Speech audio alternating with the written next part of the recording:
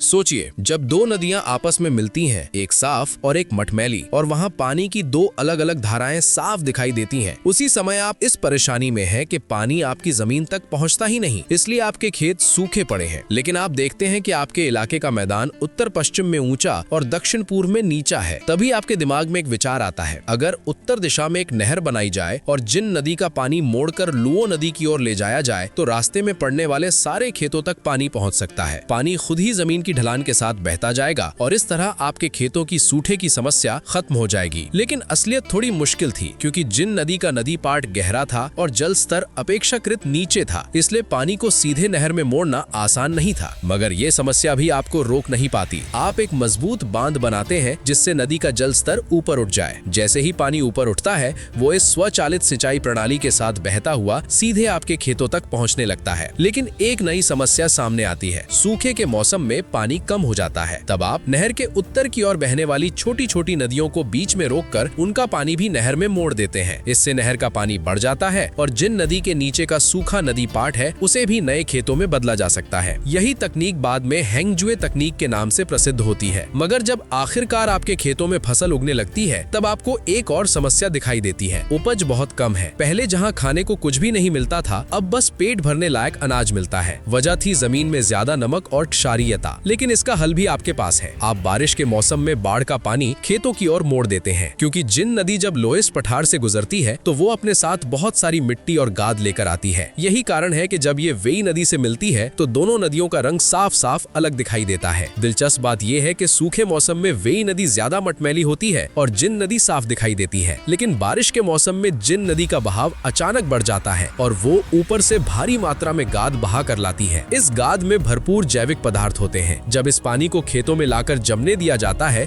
तो वही गाद धीरे धीरे उपजाऊ मिट्टी में बदल जाती है। आप इस तकनीक को बाढ़ गाद सिंचाई यानी यिन होंग युगवान कहते हैं। इसी तकनीक ने कभी बंजर और वीरान पड़े ज़ेल्लू क्षेत्र को हजारों किलोमीटर तक फैले उपजाऊ खेतों की धरती में बदल दिया। और इसी तरह आपने इतिहास की प्रसिद्ध नहर झेंगगोर नहर का निर्माण कर दिया, जिसने बाद में चिन शी हुआंग के पूरे चीन को एकजुट करने के अभियान को मजबूत खाद्यान्न समर्थन प्रदान किया।